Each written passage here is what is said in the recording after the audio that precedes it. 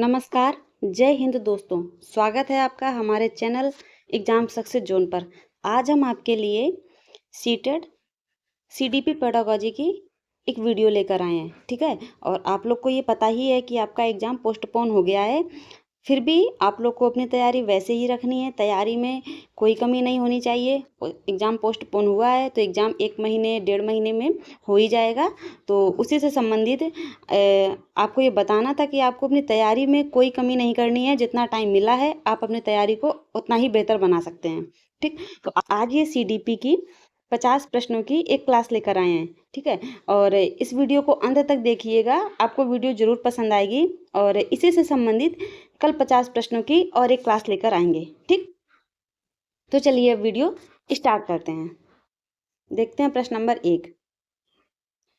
बच्चों की लंबाई और वजन में वृद्धि किसका उदाहरण है? संज्ञानात्मक परिवर्तन, मात्रात्मक परिवर्तन, गुणात्मक परिवर्तन, भावात्मक परिवर्तन। तो इसका सही आंसर है ऑप्शन बी। क्या है? ऑप्शन बी, ठीक है। बच्चों की लंबाई और वजन में वृद्धि किसका उदाहरण है? तो किसका है? मात्रात्मक परिवर्तन, ठीक है। अब ये कैसे? देखिए, लंबाई की भी आप बता सकते हैं कि वो कितना फीट लंबा है, कितना छोटा है, ठीक है। वजन की भी अपनी गणना की जा सकती है, ठीक है, कि किसी का वेट कितना है, कोई 10 केजी का है, कोई 20 केजी का है। तो ये सारी चीजें हम बता सकते हैं। देखते हैं इसकी व्याख्या। विकास के 2 पहलू होते हैं, मात्रात्मक और गुणात्मक। कितने होते हैं? 2, मात्रात्मक और गुणात्मक, ठीक है। लंबाई, वजन और आकार में होने वाली वृद्धि को मापा और तौला जा सकता है, इसलिए इसे मात्रात्मक परिवर्तन कहा गया है, ठीक है। जैसे हमने बताया, लंबाई आप बता सकते हैं कि वह 5 फीट लंबा है, ठीक है, वह 10 फीट लंबा है, ठीक। वजन आप बता सकते हैं कि वह 10 केजी का है कि वह 20 केजी का है, ठीक है। तो ये आपका हो गया मात्रात्मक परिवर्तन। अगला प्रश्न, अभिकथन ए क्या कह रहा है? देखिए, सीटेट में आपके अभिकथन से भी ऐसे प्रश्न आते हैं, तो आपको ये चीज ध्यान रखनी है। अभिकथन ए क्या कह रहा है? जबकि कुछ बच्चे 12 महीने की उम्र में बड़बड़ाना और 2 शब्दों का वाक्य बोलना शुरू कर देते हैं, अन्य 20 महीने की उम्र तक ऐसा नहीं करते हैं। अब कारण क्या कह रहा है? विकासात्मक प्रतिमान केवल सांकेतिक है और व्यक्तिगत बच्चों का विकास काफी भिन्न हो सकता है। तो इसमें सही बताना है। ए और आर दोनों गलत हैं। ए और आर दोनों सही हैं, परंतु ए की आर सही व्याख्या करता है, ठीक है। ए और आर दोनों सही है, लेकिन ए की आर व्याख्या नहीं करता है। ए सही है लेकिन आर गलत है। तो इसका सही आंसर है ऑप्शन बी। क्या है? इसका सही आंसर है ऑप्शन बी। ए और आर दोनों सही हैं और ए की आर सही व्याख्या करता है। अब देखिए, इसकी व्याख्या देखते हैं। बाल विकास में व्यक्तिगत भिन्नता। क्या है? व्यक्तिगत भिन्नता का सिद्धांत लागू होता है। प्रत्येक बच्चा अपनी गति से सीखता और विकसित होता है। दिए गए मील के पत्थर केवल एक औसत मार्गदर्शन देते हैं, इसलिए ए और आर दोनों सही है और ए आर की व्याख्या करता है, ठीक है। अगला प्रश्न, ऐसे बच्चे जिन्होंने बहुत कम उम्र में गंभीर सामाजिक अभाव का अनुभव किया है, आमतौर पर उनके विकास में देरी या बाधा उत्पन्न होती है और पुनर्वास के बावजूद विकास के कुछ क्षेत्रों में सुधार अधीनस्थ होने की संभावना है। यह अवधि जिसमें विकास पर्यावरणीय समर्थन में महत्वपूर्ण रूप से प्रभावित होता है, और वह क्या कहलाती है? संवेदनशील अवधि, निगमनात्मक अवधि, सहजकाल या फिर मूल काल। तो इसका सही आंसर है ऑप्शन ए। क्या है? ऑप्शन ए, संवेदनशील अवधि। अगला प्रश्न, इसकी व्याख्या देखते हैं। संवेदनशील अवधि विकास का वह हिस्सा होता है जब बच्चा विशिष्ट, क्या है, जब बच्चा विशिष्ट कौशलों को सीखने के लिए सबसे अधिक अनुकूल, क्या है, सबसे अधिक अनुकूल होता है। इस दौरान पर्यावरणीय अवसरों का अभाव बच्चे के भावी विकास को नकारात्मक रूप से प्रभावित कर सकता है। अगला प्रश्न, विकास के किस पहलू में तर्क चिंतन और समस्या समाधान की व्याख्या की जाती है? सामाजिक विकास, संज्ञानात्मक विकास, नैतिक विकास, गतिक विकास। तो इसका सही आंसर है ऑप्शन बी, संज्ञानात्मक विकास। क्या है? ऑप्शन बी, संज्ञानात्मक विकास। अब देखिए इसकी व्याख्या। संज्ञानात्मक विकास मानसिक प्रक्रियाओं जैसे सोचना, तर्क करना, याद रखना, समस्या समाधान और निर्णय लेने की क्षमता से संबंधित होता है। ठीक है, ये आपको ध्यान रखना है। अगला प्रश्न, निम्नलिखित में से कौन सा स्थूल गतिक कौशल है? एक कागज पर एक बड़े आयत को रूपरेखा के अनुसार काटना, बुनाई, तैरना, एक कागज पर वृत्त को रूपरेखा के अनुसार काटना। ठीक है, तो इसका सही आंसर है ऑप्शन सी। ठीक है, इसका सही आंसर है ऑप्शन सी, तैरना। अब देखिए तैरना कैसे। स्थूल गतिक कौशल में शरीर की बड़ी मांसपेशियों का उपयोग होता है, जैसे तैरना, दौड़ना, कूदना, जबकि काटना या बुनाई करना सूक्ष्म गतिक कौशल के उदाहरण हैं। बचपन से वयस्कता के परिवर्तन काल का समय कौन सा है? प्रारंभिक बाल्यावस्था, माध्यमिक बाल्यावस्था, पूर्व संक्रियात्मक अवस्था या फिर किशोरावस्था। तो इसका सही आंसर है ऑप्शन डी। क्या है? ऑप्शन डी, किशोरावस्था। ठीक है, किशोरावस्था बाल्यावस्था और वयस्कता के बीच की संक्रमणकालीन अवधि होती है, जिसमें शारीरिक, मानसिक और भावात्मक परिवर्तन होते हैं। ठीक है, आपको याद रखना है, जिसमें शारीरिक, मानसिक और भावनात्मक परिवर्तन आते हैं।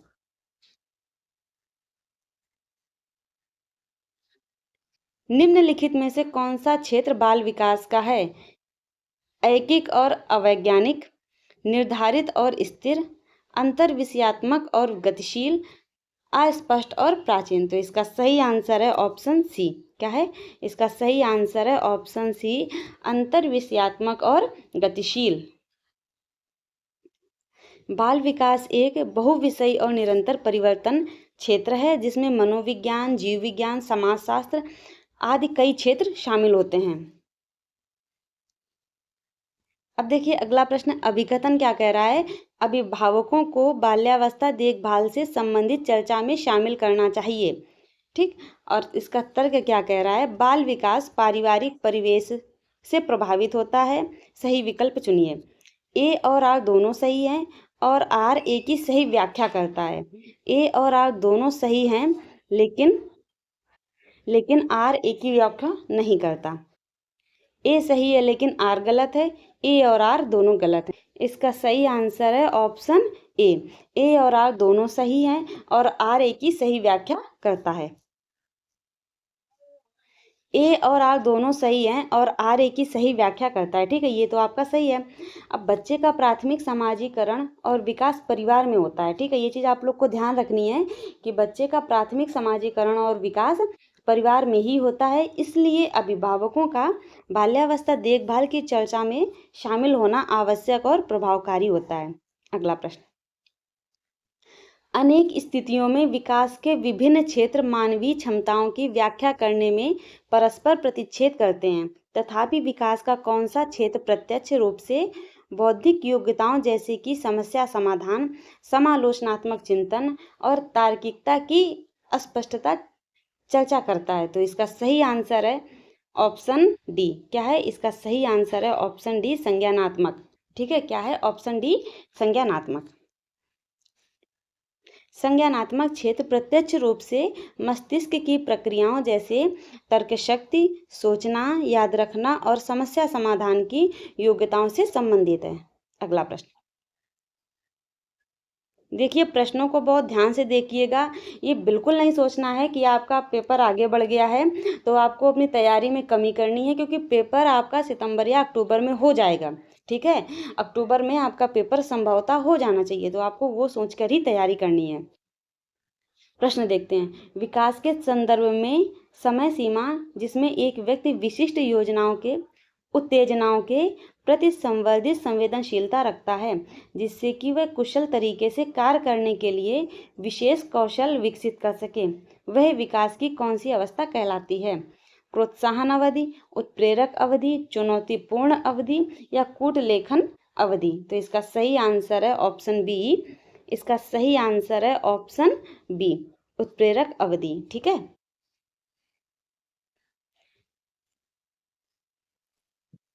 यह समय सीमा वह दौर है जब मस्तिष्क किसी विशिष्ट कौशल को ग्रहण करने के लिए सबसे अधिक तत्पर होता है। अगला प्रश्न, अभिकथन ए 5 से 6 वर्ष से कम उम्र के बच्चों को ठीक से और 6 रेखाओं के भीतर लिखने के लिए दबाव नहीं डालना चाहिए। बच्चे 5-6 साल के बाद गतिक कौशल का बेहतर नियंत्रण प्राप्त करते हैं। ए सही है लेकिन आर गलत है। ए और आर दोनों गलत हैं। ए और आर दोनों सही हैं और ए की आर सही व्याख्या करता है। ए और आर दोनों सही हैं लेकिन ए की आर सही व्याख्या नहीं करता है। तो इसका सही आंसर है ऑप्शन सी। ए और आर दोनों सही हैं और ए की आर सही व्याख्या करता है। अगला प्रश्न, विकास के संदर्भ में निम्नलिखित में से कौन सा कथन सही है? विकास के विभिन्न पहलू एक दूसरे से स्वतंत्र होते हैं। विकास एक असतत प्रक्रिया है। विकास चक्रीय होता है, रैखिक नहीं। विकास विशिष्ट से सामान्य की ओर बढ़ता है। तो इसका सही आंसर है ऑप्शन सी, विकास चक्रीय होता है, रैखिक नहीं।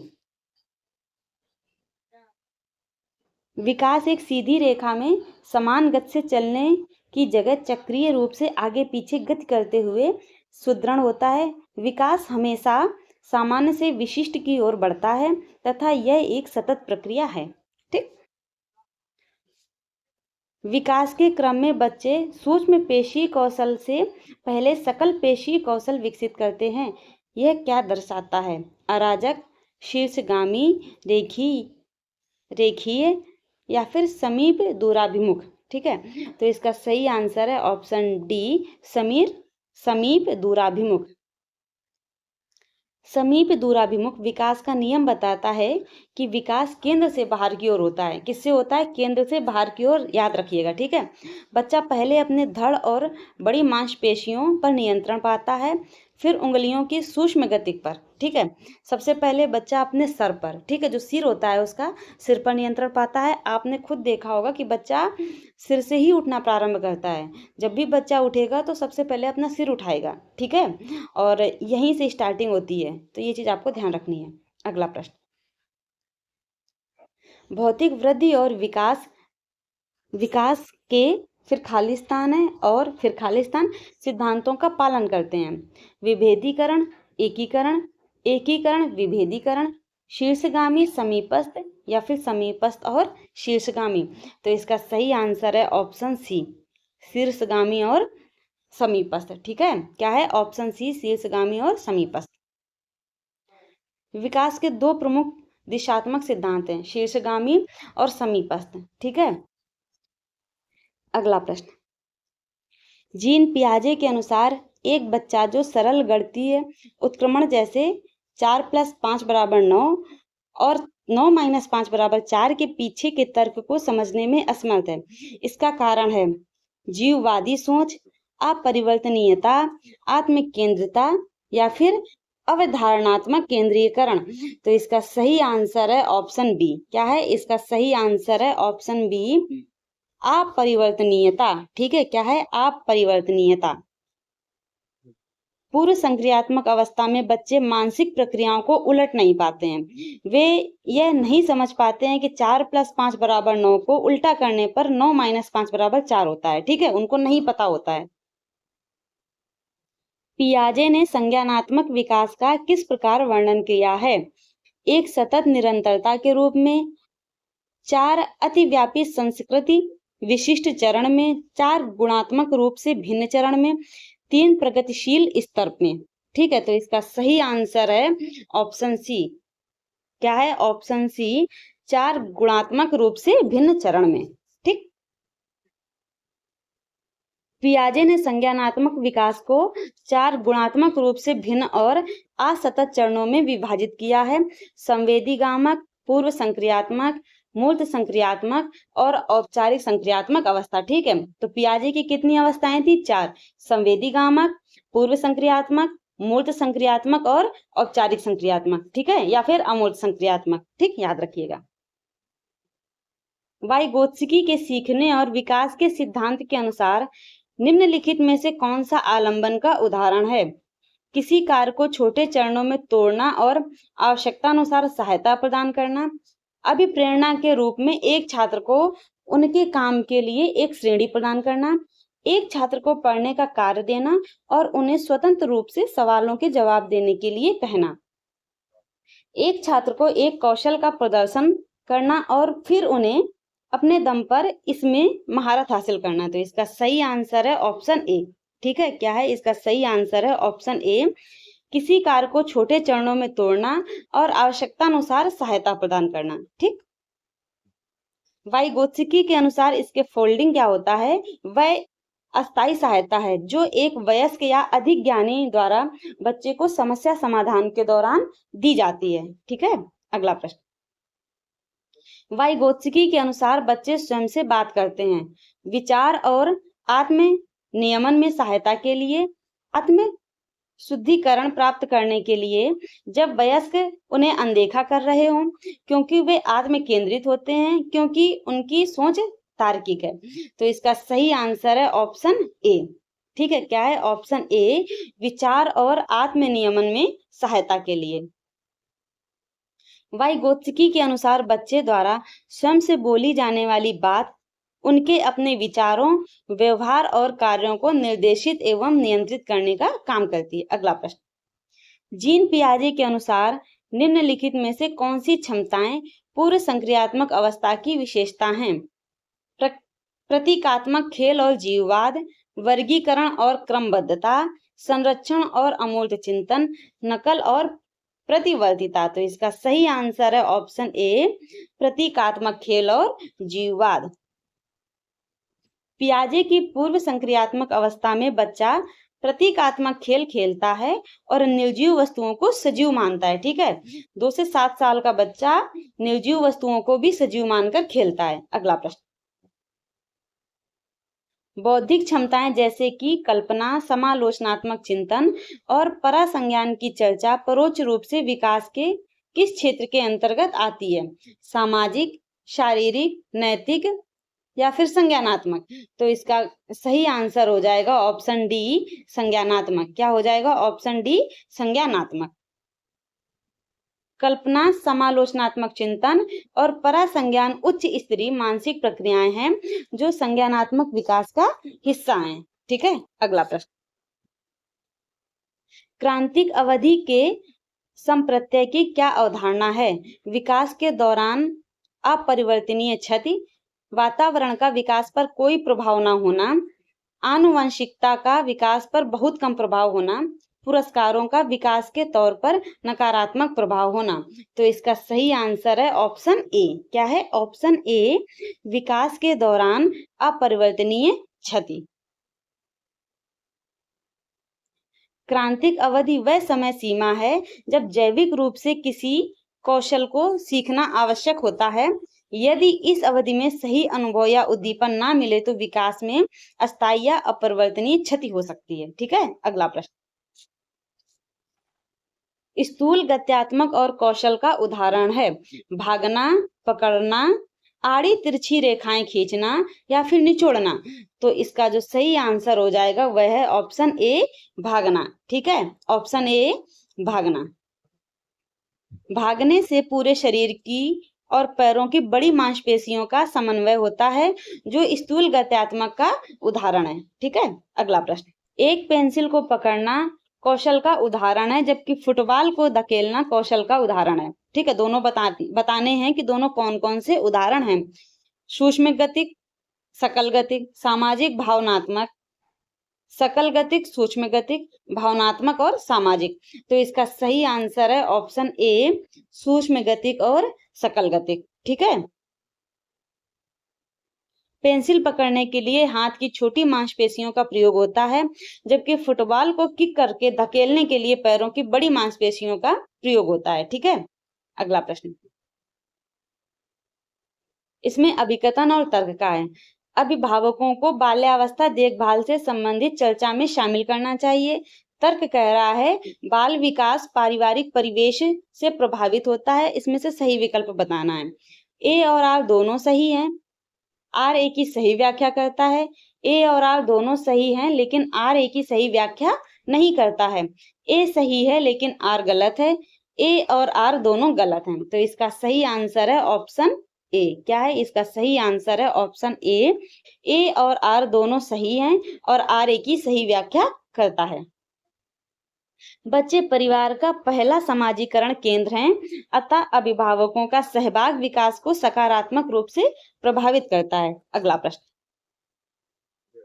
हालांकि विकास के विभिन्न क्षेत्र विद्यार्थियों की योग्यताओं का वर्णन करते हुए परस्पर क्रिया करते हैं, फिर भी निम्न में से विकास का कौन सा क्षेत्र मुख्य रूप से व्यक्तियों के अपने और दूसरों के कार्यों और व्यवहारों पर तर्क की प्रवृत्ति का अध्ययन करता है? ठीक है, ये प्रश्न है। अब इसके बाद इसके आंसर देखिए। भाषा विकास, नैतिक विकास, शारीरिक विकास या फिर सांस्कृतिक विकास। तो इसका सही आंसर है ऑप्शन बी। क्या है इसका सही आंसर? है ऑप्शन बी, नैतिक विकास। ठीक। यद्यपि विकास के क्षेत्रों का कुछ आयामों में परस्पर व्यापन होता है, तथापि निम्नलिखित में से कौन सा क्षेत्र विशिष्ट रूप से स्वयं एवं दूसरों के बारे में भावनाओं की प्रगति अनुरूप का अध्ययन करता है? नैतिक विकास, भाषा विकास, शारीरिक विकास, संवेगात्मक विकास। तो इसका सही आंसर है ऑप्शन डी, संवेगात्मक विकास। क्या है? संवेगात्मक विकास। संवेगात्मक विकास अपनी और दूसरों की भावनाओं, संवेगों तथा उनके प्रबंधन को समझने से संबंधित है। अगला प्रश्न। हालांकि विकास के क्षेत्र एक दूसरे से संबंधित होते हैं, फिर भी बौद्धिक क्षमताओं जैसे कि तार्किक विचार इत्यादि को विकास के किस क्षेत्र के अंतर्गत सापेक्ष रूप से पढ़ा जाता है? शारीरिक, गत्यात्मक, संज्ञानात्मक या फिर सामाजिक। तो इसका सही आंसर है ऑप्शन सी, संज्ञानात्मक। क्या है? ऑप्शन सी, संज्ञानात्मक। व्याख्या देखते हैं। तार्किक चिंतन, बुद्धिमत्ता और समस्या समाधान की क्षमताएं संज्ञानात्मक विकास का प्रमुख अंग हैं। अगला प्रश्न। विकास निम्न में से किस पर निर्भर है? आनुवांशिक प्रवृत्तियों, सामाजिक सांस्कृतिक प्रथाओं, भौतिक वातावरण। तो इसका सही आंसर है ऑप्शन डी। ठीक है, इसका सही आंसर है ऑप्शन डी, ये तीनों ही। ठीक है। अगला प्रश्न। मानवीय क्षमताएं जैसे कि बुद्धि, समस्या समाधान और समालोचनात्मक चिंतन का सापेक्ष रूप से विकास के किस क्षेत्र के अंतर्गत अध्ययन किया जाता है? शारीरिक, संवेगात्मक, संज्ञानात्मक या फिर नैतिक। तो इसका सही आंसर है ऑप्शन सी, संज्ञानात्मक। क्या है? इसका सही आंसर है ऑप्शन सी, संज्ञानात्मक। मानसिक प्रक्रियाओं जैसे बुद्धि, सोचना, तर्क और समस्या समाधान का अध्ययन संज्ञानात्मक क्षेत्र में किया जाता है। अगला प्रश्न। निम्नलिखित में से कौन सा कथन विकास के सिद्धांत के संबंध में सही नहीं है? विकास एक सतत प्रक्रिया है। विकास की गति सभी व्यक्तियों में एक समान होती है। विकास सामान्य से विशिष्ट की ओर होता है। विकास आनुवंशिकता और पर्यावरण की अंतःक्रिया का परिणाम है। तो इसका सही आंसर है ऑप्शन बी। ठीक है। क्या है? Option B. विकास की गति सभी व्यक्तियों में एक समान होती है। ठीक है। इसमें क्या पूछा गया? नहीं है। प्रश्न पर ध्यान देना है कि नहीं है। ठीक है। अगला प्रश्न।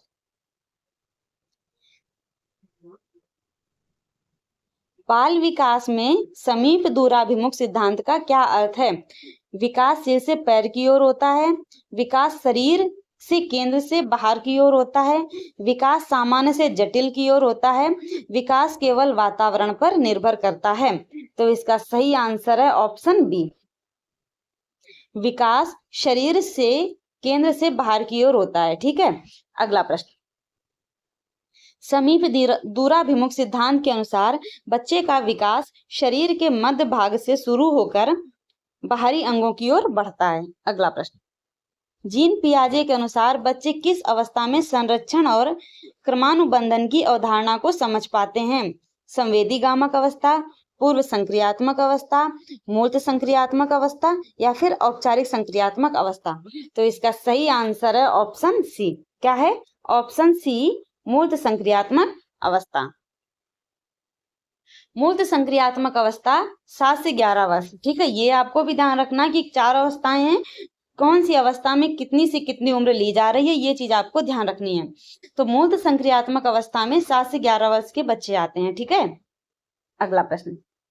पियाजे के अनुसार जब बच्चा किसी वस्तु को केवल अपने दृष्टिकोण से देखता है और दूसरों के विचार को समझने में असमर्थ होता है तो इसे क्या कहते हैं? आत्म केंद्रता, जीववाद, वस्तु स्थायित्व या फिर केंद्रीयकरण। तो इसका सही आंसर है ऑप्शन ए। क्या है इसका सही आंसर है ऑप्शन ए, आत्म केंद्रता। ठीक, आत्म केंद्रता पूर्व संक्रियात्मक अवस्था की विशेषता है, जहां बच्चा सोचता है कि दुनिया को जैसे वह देखता है बाकी सब वैसे ही देखते हैं। अगला प्रश्न, लेव वाइगोत्स्की के अनुसार बच्चों के संज्ञानात्मक विकास में सबसे महत्वपूर्ण भूमिका किसकी होती है? शुद्धिकरण, सामाजिक और सांस्कृतिक अंतःक्रिया, जैविक परिपक्वता या फिर वस्तु स्थायित्व। तो इसका सही आंसर है ऑप्शन बी, सामाजिक और सांस्कृतिक अंतःक्रिया। वाइगोत्स्की का सामाजिक सांस्कृतिक सिद्धांत यह मानता है कि ज्ञान का निर्माण समाज, संस्कृति और भाषा के साथ अंतःक्रिया से होता है। अगला प्रश्न, वाइगोत्स्की के समीपस्थ विकास का सिद्धांत या फिर समीपस्थ विकास का क्षेत्र से क्या तात्पर्य है? बच्चे द्वारा स्वतंत्र रूप से किए जा सकने वाले काम, बच्चे द्वारा किसी की मदद के बिना ना किए जा सकने वाले काम, बच्चे के वर्तमान प्रदर्शन और किसी वयस्क कुशल साथी की मदद से किए जाने वाले संभावित प्रदर्शन के बीच का अंतर, शिक्षक द्वारा दी गई अंतिम परीक्षा के अंक। तो इसका सही आंसर है ऑप्शन सी। क्या है इसका सही आंसर है ऑप्शन सी, बच्चे के वर्तमान प्रदर्शन और किसी वयस्क साथी की मदद से किए जाने वाले संभावित प्रदर्शन के बीच का अंतर। अगला प्रश्न, लॉरेंस कोहल वर्ग के अनुसार अच्छा लड़का लड़की अभिविन्यास नैतिक विकास के किस स्तर में आता है? पूर्व पारंपरिक स्तर, पारंपरिक स्तर, उत्तर पारंपरिक स्तर या फिर औपचारिक स्तर। तो इसका सही आंसर है ऑप्शन बी, पारंपरिक स्तर। ठीक है, क्या है सही आंसर है ऑप्शन बी, पारंपरिक स्तर। पारंपरिक स्तर की इस अवस्था में बच्चा दूसरों की नजर में अच्छा बनने और सामाजिक स्वीकृति प्राप्त करने के लिए नियमों का पालन करता है। ठीक है, अगला प्रश्न, हार्वर्ड गार्डनर के बहुबुद्धि सिद्धांत के अनुसार जो व्यक्ति दूसरों की मनोदशा, स्वभाव और भावनाओं को आसानी से समझ लेते हैं उनमें कौन सी बुद्धि होती है? अंतःवैयक्तिक बुद्धि, अंतर्वैयक्तिक बुद्धि, तार्किक गणितीय बुद्धि या फिर स्थागत बुद्धि। तो इसका सही आंसर है ऑप्शन बी। क्या है इसका सही आंसर है ऑप्शन बी, अंतर्वैयक्तिक बुद्धि। ठीक है, समावेशी शिक्षा का मूल सिद्धांत क्या है? विशेष आवश्यकता वाले बच्चों को अलग विद्यालय में पढ़ाना, केवल प्रतिभाशाली बच्चों पर ध्यान देना, सभी बच्चों को चाहे उनकी क्षमताएं कुछ भी हों एक ही नियमित विद्यालय में गुणवत्तापूर्ण शिक्षा देना, बच्चों को उनके अंकों के आधार पर वर्गीकृत करना। तो इसका सही आंसर है ऑप्शन सी। क्या है ऑप्शन सी। ठीक है, सभी बच्चों को चाहे उनकी क्षमताएं कुछ भी हो एक ही नियमित विद्यालय में गुणवत्तापूर्ण शिक्षा देना। ठीक है, अगला प्रश्न, डिसलेक्सिया मुख्य रूप से किस कठिनाई से संबंधित है? गणितीय गणना करने में, पढ़ने और वर्तनी में, लिखने में, सुनने में। तो इसका सही आंसर है ऑप्शन बी, पढ़ने और वर्तनी में। किसमें? पढ़ने और वर्तनी में। अगला प्रश्न, बाल केंद्रित कक्षा की मुख्य विशेषता क्या है? शिक्षक पूरी तरह से निष्क्रिय होता है, गतिविधियां और अधिगम बच्चों की रुचियों और आवश्यकताओं के अनुसार आयोजित होती हैं, केवल पाठ्य पुस्तक ही ज्ञान का एकमात्र स्रोत होता है, कठोर अनुशासन और दंड का प्रयोग किया जाता है। तो इसका सही आंसर है ऑप्शन बी। क्या है? ऑप्शन बी, गतिविधियां और अधिगम बच्चों की रुचियों और आवश्यकताओं के अनुसार आयोजित होते हैं। ठीक है, बाल केंद्रीय शिक्षा में बच्चा केंद्र बिंदु होता है और शिक्षण विधियां उसकी आयु, रुचि और क्षमता के अनुसार तय की जाती हैं। ये चीज आपको याद रखनी है कि बाल केंद्रीय शिक्षा में बच्चों के अनुसार ही चीजें की जाती हैं। अगला प्रश्न, प्रगतिशील शिक्षा के जनक जॉन डीवी के अनुसार शिक्षा क्या है? ठीक है, भविष्य की तैयारी, स्वयं जीवन ही है, केवल सिद्धांतों को याद करना, केवल नौकरियों के लिए प्रशिक्षण। तो इनका सही आंसर हो जाएगा, जो इनके अनुसार, जॉन डीवी के अनुसार जो शिक्षा है वह है स्वयं जीवन ही है। ठीक है, क्या है? स्वयं जीवन ही है। अगला प्रश्न, सतत एवं व्यापक मूल्यांकन का मुख्य उद्देश्य क्या है? बच्चों को पास या फेल में वर्गीकृत करना, अधिगम प्रक्रिया के दौरान बच्चे की प्रगति और सुधार का आकलन करना, बच्चों पर परीक्षा का दबाव बढ़ाना, केवल वर्ष के अंत में बोर्ड परीक्षा लेना। तो इसका सही आंसर है ऑप्शन बी। क्या है? इसका सही आंसर है ऑप्शन बी, अधिगम प्रक्रिया के दौरान बच्चे की प्रगति और सुधार का आकलन करना। अगला प्रश्न, प्राथमिक स्तर पर भाषा सीखने में सबसे महत्वपूर्ण कारक क्या है? समृद्ध भाषाई परिवेश, भाषा की पाठ्य पुस्तक, भाषा क्या व्याकरण, कठिन गृह कार्य। तो इसका सही आंसर है ऑप्शन ए, समृद्ध भाषाई परिवेश। ठीक, छोटे बच्चे अपने आसपास के समृद्ध भाषाई परिवेश से सहज रूप से भाषा अर्जित करते हैं। ठीक है, अगला प्रश्न, जेंडर एक फिर खाली स्थान अवधारणा है जबकि लिंग फिर खाली स्थान अवधारणा है। तो इसमें क्या आएगा? देखिए ऑप्शन देखते हैं, जैविक सामाजिक, सामाजिक जैविक, शारीरिक मानसिक, मनोवैज्ञानिक शारीरिक। तो इसका सही आंसर है ऑप्शन ए। क्या है? इसका सही आंसर है ऑप्शन ए, जैविक और सामाजिक। ठीक है, अधिगम के लिए आकलन का क्या तात्पर्य है? यह सत्र के अंत में किया जाता है। यह शिक्षण अधिगम प्रक्रिया के दौरान सुधारात्मक प्रक्रिया देने के लिए किया जाता है। इसका उपयोग केवल ग्रेड देने के लिए होता है। यह विद्यार्थियों की तुलना करने के लिए होता है। तो इसका सही आंसर है ऑप्शन बी। क्या है? इसका सही आंसर है ऑप्शन बी, यह शिक्षण अधिगम प्रक्रिया के दौरान सुधारात्मक प्रतिक्रिया देने के लिए किया जाता है। अगला प्रश्न, आंतरिक अभिप्रेरणा का उदाहरण कौन सा है? क्या है? आंतरिक अभिप्रेरणा का उदाहरण कौन सा है? प्रथम पुरस्कार जीतने के लिए पढ़ना, सजा से बचने के लिए पढ़ना, आनंद और आत्मसंतुष्टि के लिए नई चीजें सीखना, माता पिता की प्रशंसा पाने के लिए पढ़ना। ठीक है, कुछ चीजों के या कुछ ऑप्शन के कुछ जो प्रश्न होते हैं उनके ऑप्शन देखकर ही हमें उनके आंसर पता लग जाते हैं। तो जैसे इसका क्या है कि इसका हमको पता है कि ऑप्शन सी इसका राइट होगा, आनंद और आत्मसंतुष्टि के लिए नई चीजें सीखना। अगला प्रश्न, राष्ट्रीय शिक्षा नीति के अनुसार शैक्षणिक संरचना क्या है? ठीक है, तो आप सभी को पता है कि क्या है, 5+3+3+4। क्या है?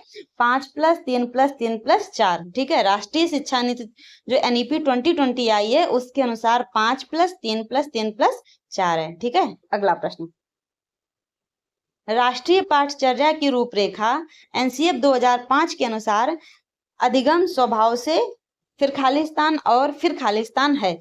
निष्क्रिय और सरल, सक्रिय और सामाजिक, निष्क्रिय और सामाजिक, सक्रिय और व्यक्तिगत। तो इसका सही आंसर है ऑप्शन बी। क्या है? ऑप्शन बी, सक्रिय और सामाजिक। अगला प्रश्न, यदि कोई बच्चा आपकी कक्षा में बार बार प्रश्न पूछता है और नई चीजें जानने के लिए उत्सुक रहता है तो यह क्या प्रदर्शित कर रहा है?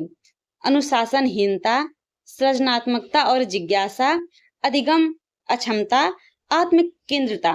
तो इसका सही आंसर है ऑप्शन बी। ठीक है, क्या है? सही आंसर है ऑप्शन बी, सृजनात्मकता और जिज्ञासा। ठीक है, अब देखिए इस प्रकार ये हमारे जो CDP थी इसके 50 प्रश्न कंप्लीट हुए। ठीक है, हमने आपसे स्टार्टिंग में ही कहा था कि इसके और 50 प्रश्न है वो हम कल की क्लास में लेकर आएंगे।